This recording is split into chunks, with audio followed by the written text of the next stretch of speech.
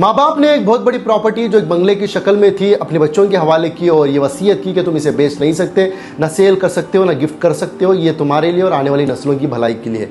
5 भाई थे। एक भाई चोरी छुपे बंगले का एक छोटा सा कमरा बेच देता है जिसका इल्म इन भाइयों को नहीं होता। एक दिन पता चल जाता है तो हंगामा मच जाता है। तो बाहर से एक कमेटी आती है और वो कमेटी कहती है कि तुम्हारे अब घर की हिफाजत के लिए हम 2 लोगों को इस घर के अंदर रखेंगे। तो अकल का तकाजा है कि सारे भाई कहते हैं कि भाई ये हमारी आपसी लड़ाई है, बेशक हमारे भाई ने चोरी की है, धोखा दिया है, हम उससे निपट लेंगे, उसका हिसाब किताब तो लेंगे, अब तक सो रहे थे अब जाग भी गए हैं, अब हमें तुम्हारी ज़रूरत नहीं है। लेकिन कमेटी कहती है कि सिर्फ 2 लोग रहेंगे नहीं बल्कि हम इसका कानून भी बना देंगे और हम अंदर आकर रहेंगे। हाँ, कल को हम इसके कागजात भी पूछेंगे, अगर कागजात जैसे हम चाहते हैं वैसे कागजात नहीं मिले तो ये तुम्हारी प्रॉपर्टी कमेटी जब्त भी कर लेगी और हमारे अंडर कंट्रोल में ले लेगी।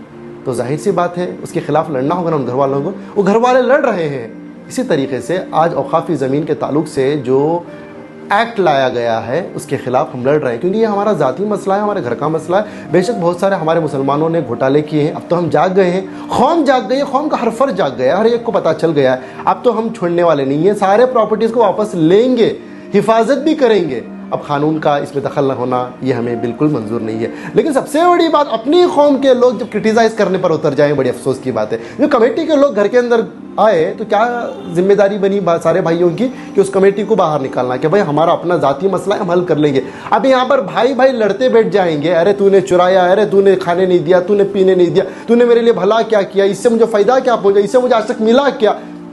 अक्ल तो यही कहेगी कि भाई पहले इनको बाहर भेजेंगे, बाकी के अंदर की लड़ाई हम अंदर लड़ लेंगे। अब ऐसा ही हो रहा है हमारी कौम का कि कानून आ गया है, घुसने की बात कर रहे हैं, आ भी रहे हैं अंदर, और हम उसके खिलाफ लड़कर उनको बाहर निकालने की बजाय, कानून को वापस लेने पर मजबूर करने की बजाय अपने ही कौम के लोगों से लड़ रहे हैं। हमें फ़ायदा तो कुछ नहीं मिला, हमें इससे कुछ घर नहीं मिला, मुझे कुछ इससे पैसा नहीं मिला, वफ़ की प्रॉपर्टी इतनी है क्या, मुझे तो कुछ मिला ही नहीं आज तक, मैं क्यों लड़ूँ। ए वो चोर खा के गया, ए वो चोर खा के गया। याद रखें, खाने वाला भी चोर है और किसी को खाने देना और अपने आंखों से देखते हुए बैठे रहना भी, तब भी हम भी चोर की कैटेगरी में आते हैं, क्योंकि एक ने चुरा कर लेकर गया और दूसरा कोई और आके चुरा रहा है और हम देख के मज़े से बैठ रहेंगे, भाई मज़े से चुरा के लेके जा।